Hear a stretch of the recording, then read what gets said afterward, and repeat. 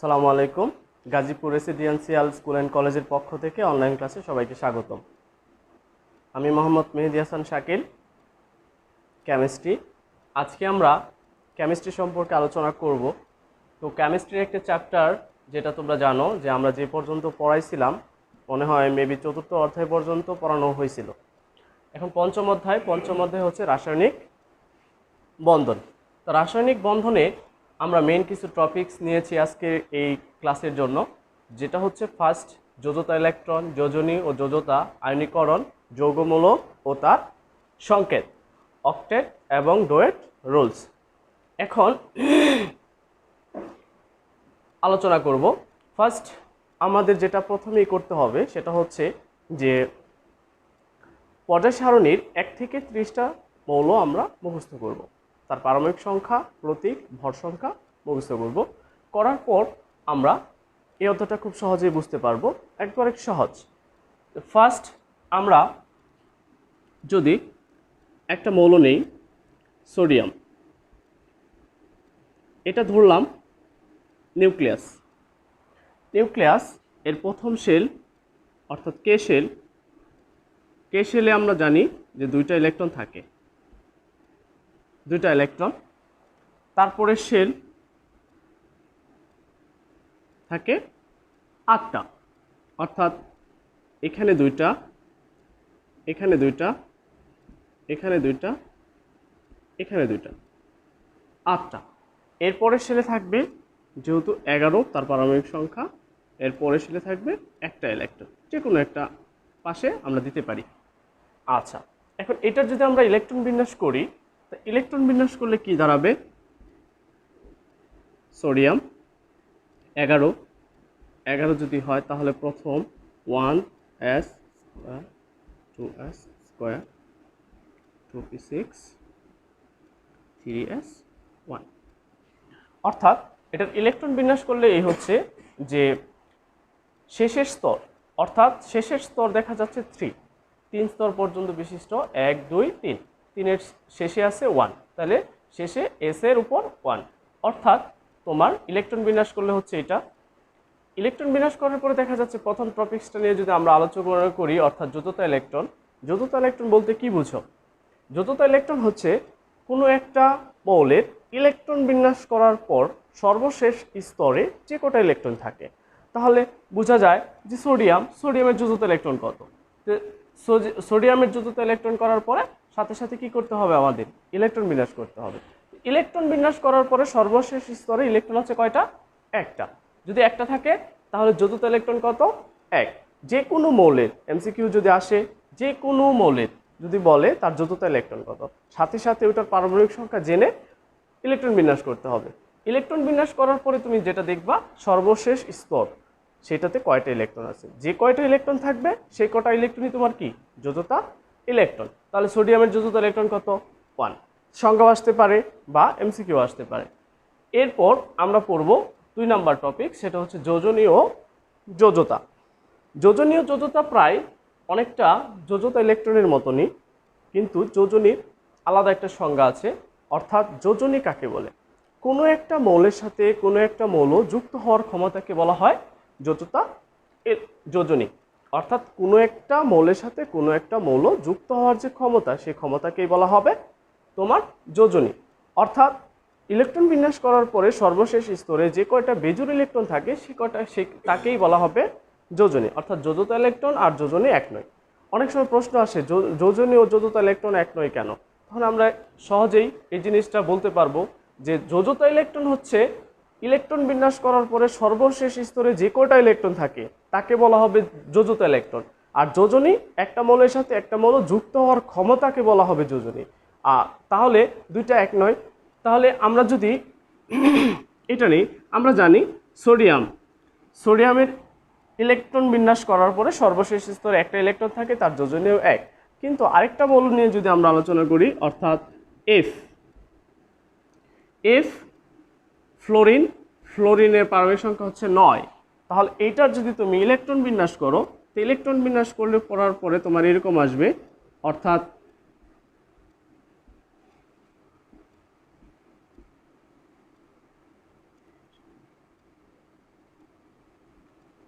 2p5। তো সর্বশেষ স্তর হচ্ছে দ্বিতীয় স্তর। তো সর্বশেষ স্তরের ইলেকট্রন আছে কয়টা? 7টা। তাহলে যোজ্যতা ইলেকট্রন কত? 7। কিন্তু ফ্লোরিনের কি যোজনী কি 7? না। ফ্লোরিনের আমরা জানি এটা হ্যালোজেন মৌল। হ্যালোজেন মৌলের ইলেকট্রন বিন্যাস অর্থাৎ হ্যালোজেন মৌলের সকল হ্যালোজেন মৌলের যোজনী হচ্ছে 1। কারণ কেন? আমরা জানি যে অষ্টকপূর্ণ করার জন্য যদি কোনো মৌল ইলেকট্রন গ্রহণ করে, অর্থাৎ যে যতটা পরমাণু যতটা ইলেকট্রন সে গ্রহণ করবে ঠিক ওই সংখ্যাটাই হচ্ছে তার যোজনী। তাহলে এখানে সর্বশেষ স্তরে ইলেকট্রন আছে 7, সে একটা ইলেকট্রন কি করবে? গ্রহণ করবে। আর গ্রহণ করবে কারণ তার নিষ্ক্রিয় গ্যাসীয় ইলেকট্রন বিন্যাস অর্জনের জন্য। নিষ্ক্রিয় গ্যাসীয় ইলেকট্রন বিন্যাস অর্জন করতে হলে তাকে একটা ইলেকট্রন গ্রহণ করতে হবে, আর একটা ইলেকট্রন গ্রহণ করবে, তাই তার যোজনী হবে কত? -1। তাহলে আমরা বলতে পারি দুইটার মধ্যেই পার্থক্যও করতে পারি এবং সংজ্ঞাও দিতে পারি। যদি সংজ্ঞা আসে তাহলে সহজ সংজ্ঞা হচ্ছে কোনো একটা মৌলের সাথে যুক্ত হওয়ার যে ক্ষমতা, সেই ক্ষমতাকে বলা হবে যোজনী। আর যোজ্যতা ইলেকট্রন অর্থাৎ ইলেকট্রন বিন্যাস করার পরে সর্বশেষ স্তরে যে কটা ইলেকট্রন থাকবে সেই কটা ইলেকট্রনকে বলা হবে কি? যোজ্যতা ইলেকট্রন। এখন আমরা যেটা পড়ব আয়নীকরণ। আয়নীকরণের ক্ষেত্রেও তোমাকে যেটা পারতে হবে সেটা হচ্ছে ইলেকট্রন বিন্যাস পারতে হবে। সহজে ইলেকট্রন বিন্যাস করা যায়, অর্থাৎ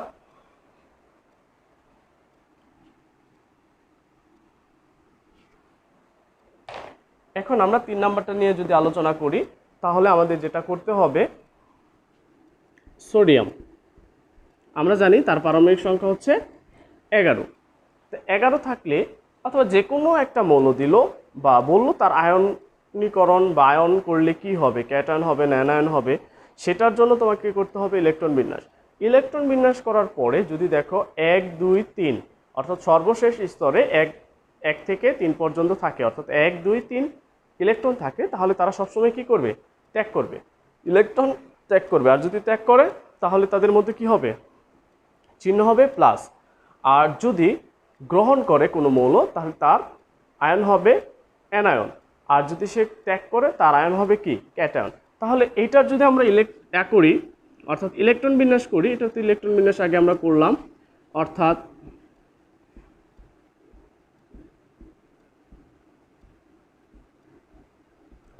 অর্থাৎ সর্বশেষ স্তরে ইলেকট্রন আছে 1, তাহলে সে একটা ইলেকট্রন ছেড়ে দিবে, অর্থাৎ সোডিয়াম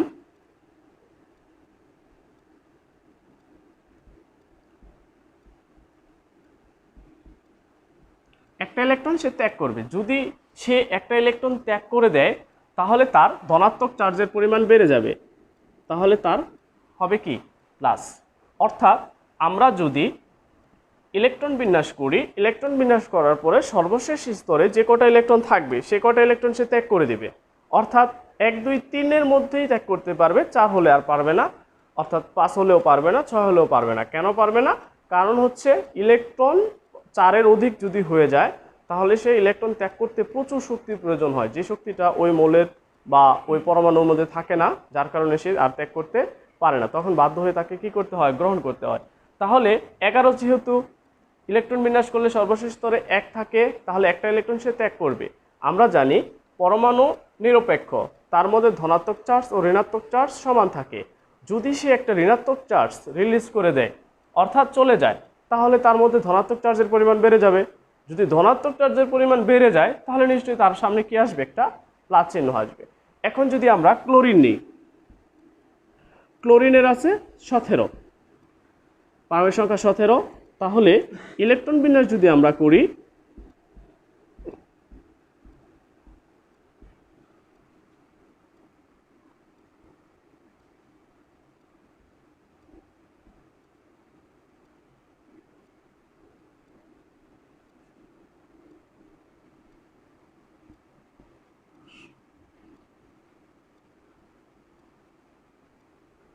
পাঁচ 7 8 1, অর্থাৎ দেখো যে আমরা ক্লোরিনের যদি ইলেকট্রন বিন্যাস করি তাহলে তোমার হচ্ছে সর্বশেষ স্তরে ইলেকট্রন আছে কয়টা? 7টা, আর এই দুটো মিলে হচ্ছে 8টা, আর এখানে হচ্ছে 2টা, এই মোট হচ্ছে কয়টা? 17টা।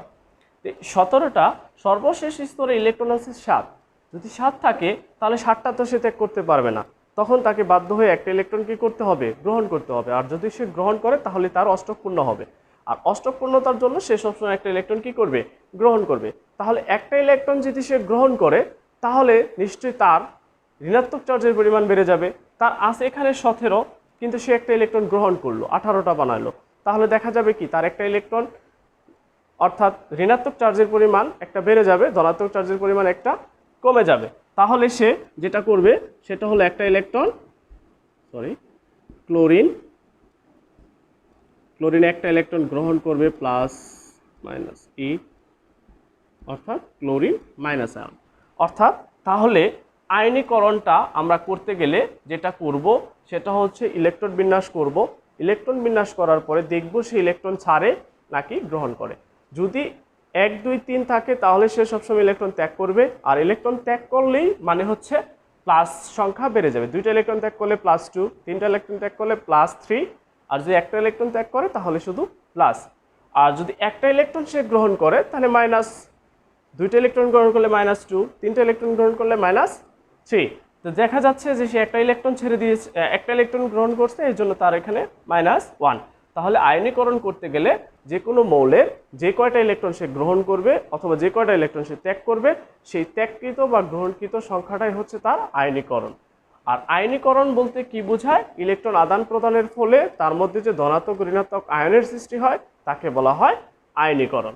আয়নীকরণ মূলত 2 প্রকার, একটা হচ্ছে ক্যাটায়ন আর এটা হচ্ছে কি অ্যানায়ন। যদি ধনাত্মক চার্জের সৃষ্টি হয় তাকে বলবে ক্যাটায়ন, আর যদি ঋণাত্মক চার্জের পরিমাণ চার্জ সৃষ্টি হয় তাহলে তাকে বলবে অ্যানায়ন। অর্থাৎ তাহলে আমরা খুব সহজে আয়নীকরণ করতে পারবো। ইলেকট্রন বিন্যাস করব, ইলেকট্রন বিন্যাস করার সর্বশেষ স্তরে যে কটা ইলেকট্রন থাকবে অর্থাৎ যদি সে 1 2 3 থাকে তাহলে সে কি করবে, ছেড়ে দিবে, অর্থাৎ ত্যাগ করবে। ত্যাগ করলে প্লাস হয়ে যাবে, আর যদি সে গ্রহণ করে তাহলে কি হবে, মাইনাস হবে। এখন আমরা যেটা বলবো সেটা হলো যৌগমূল ও তার সংকেত।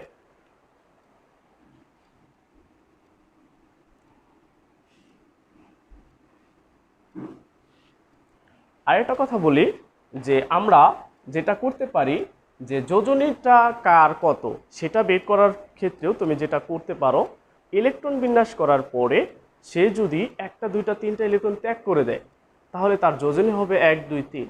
একটা ত্যাগ করলে 1, 2টা ত্যাগ করলে 2, 3টা ত্যাগ করলে 3। আর কিছু কিছু মৌল আছে যেগুলো 2টা ধর্মই প্রদর্শন করে, অনেক সময় ত্যাগও করে অনেক সময় গ্রহণও করে, তাদের যোজনী অনেক সময় 2ও হয় 4ও হয়, কমে, অর্থাৎ সেটা পরিবর্তনশীল যোজনী। আর যারা গ্রহণ করে অর্থাৎ সর্বশেষ স্তরে ইলেকট্রন 7 আছে, 6 আছে অথবা তোমার 5 আছে, তাহলে তারা ইলেকট্রন কি করবে, গ্রহণ করবে। তাহলে তাদের যোজনীটা হবে কি, অষ্টক পূর্ণের জন্য যে কয়টা ইলেকট্রন লাগবে সে কয়টা ইলেকট্রনই তার যোজনী। তো খুব সহজে আমরা যোজনী বের করতে পারি। তো যৌগমূল বের করব আমরা। এখন যৌগমূলের কিছু সংকেত আছে যেগুলো আসলে মূলত মুখস্থ করতেই হয়। সংকেতগুলো মুখস্থ না করলে মনে থাকে না বা এটা বোঝারও বেশি কিছু না। তো যৌগমূল বলতে কি বুঝো? অনেকগুলো পরমাণু পরস্পরের সাথে যুক্ত হয়ে যদি একটা বৃহৎ অণুর সৃষ্টি করে, সেটা যদি একটা অণুর ন্যায় আচরণ করে তাহলে তাকে আমরা যৌগমূল বলি। যেরকম 1 অর্থাৎ NH3 এটা প্লাস, PH4 প্লাস, এই দুটা হচ্ছে ধনাত্মক।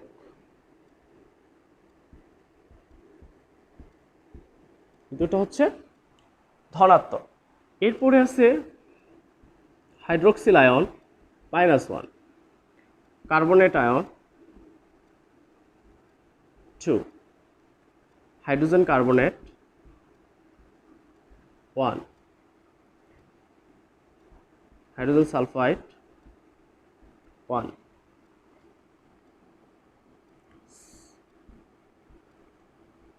-2, -2। এগুলো হচ্ছে ঋণাত্মক, অর্থাৎ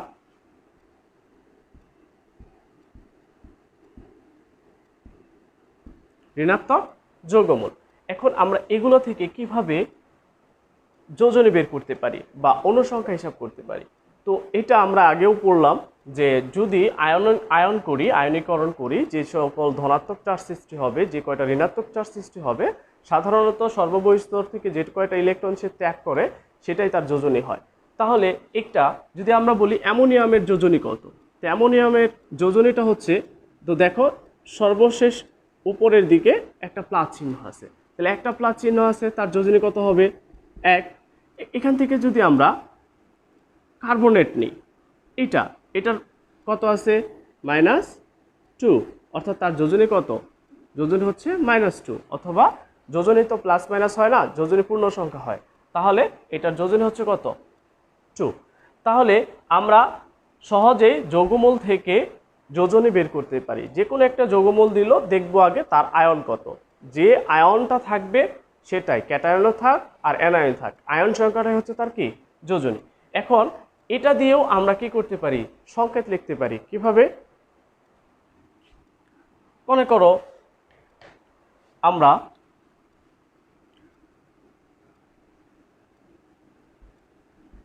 অ্যামোনিয়াম বিক্রিয়া করলো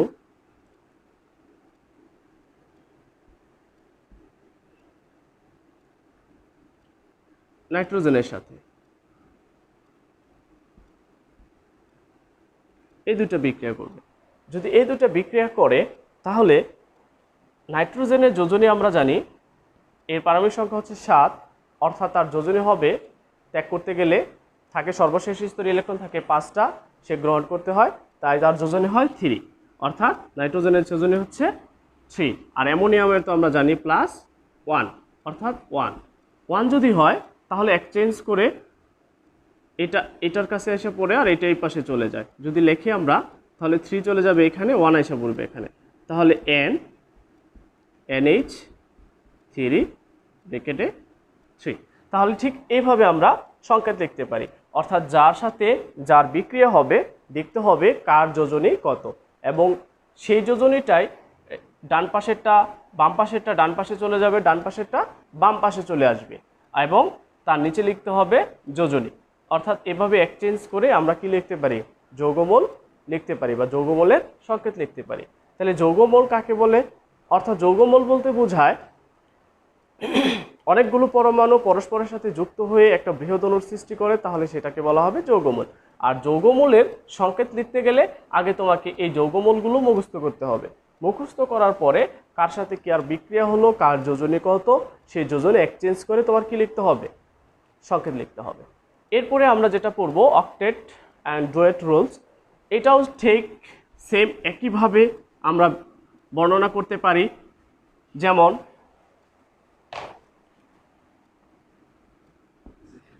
যেমন প্রথমে আমাদের জানতে হবে যে অস্টক রুলস।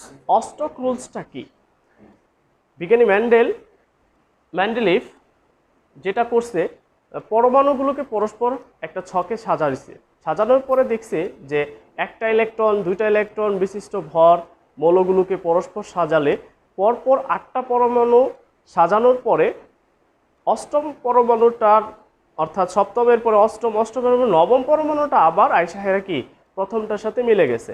অর্থাৎ পরস্পরের সাথে যদি মৌলগুলোকে সাজানো হয় তাহলে কিছু মিল পাওয়া যায়, অর্থাৎ 8টা পরপর পরবর্তী মৌলের সাথে আইসা প্রথমটার সাথে ধর্ম মিলে যায়। এভাবেই তিনি একটা সারণী তৈরি করছেন, এবং তাতে দেখা গেছে কোনো একটা পরমাণু ইলেকট্রন আদান প্রদানের ফলে যদি তার মধ্যে স্থিতিশীলতা অর্জন করে, অর্থাৎ 8টা মৌল সর্বশেষ স্তরে 8টা ইলেকট্রন থাকে বা 8টা বিশিষ্ট মৌল হয়, তাহলে সেই রুলসটাকেই বলা হবে তোমার কি অস্টক রুলস। অর্থাৎ পরমাণুসমূহ ইলেকট্রন আদান প্রদান করার ফলে নিষ্ক্রিয় গ্যাসে ইলেকট্রন বিন্যাস অর্জন করতে যদি তার 8টা ইলেকট্রন সে স্থিতিশীলতা অর্জন করে, তাহলে সেটাকে বলা অস্টক রুল। যেমন আমরা যদি একটা যৌগ নেই, অর্থাৎ মিথেন, আমরা জানি এখানে দুইটা মৌল আছে, দুইটা আছে পরমাণু, একটা হচ্ছে তোমার কার্বন আর একটা হচ্ছে তোমার কি হাইড্রোজেন। একটা আছে কার্বন আর একটা হচ্ছে তোমার হাইড্রোজেন। কার্বনের পারমাণবিক সংখ্যা কত? কার্বনের হচ্ছে 6। যদি 6 হয় তার যোজনী কত?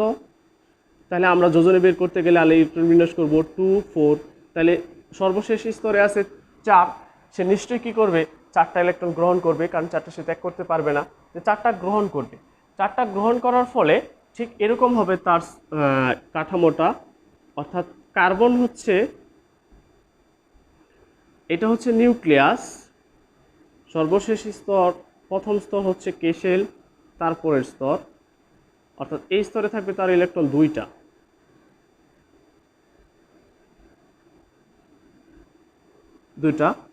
এরপরে এই স্তরে থাকবে একটা, এই স্তরে থাকবে একটা, এই স্তরে থাকবে একটা, এখানে থাকবে একটা। অর্থাৎ ইলেকট্রন বিন্যাস করার পরে যেটা দেখলাম যে তোমার প্রথম স্তরে দুইটা, দ্বিতীয় স্তরে থাকবে চারটা, তো দুইটা চারটা সে ইলেকট্রন গ্রহণ করবে। তো গ্রহণ করার ফলে তার সর্বশেষ স্তর অর্থাৎ দ্বিতীয় স্তরে অষ্টক পূর্ণ হবে। আর অষ্টক পূর্ণর মাধ্যমে যে রুলসের মাধ্যমে অষ্টক পূর্ণ হয় সেই রুলসটাকেই বলা হবে কি অষ্টক রুলস। মনে করো এখানে একটা হাইড্রোজেন আসলো, অর্থাৎ এই সিস্টেমে একটা হাইড্রোজেন আসলো, এখানে একটা ইলেকট্রন হাইড্রোজেনের সাথে শেয়ার করলো, এই আরেকটা হাইড্রোজেনের সাথে শেয়ার করলো, আরেকটা হাইড্রোজেনের সাথে শেয়ার করলো,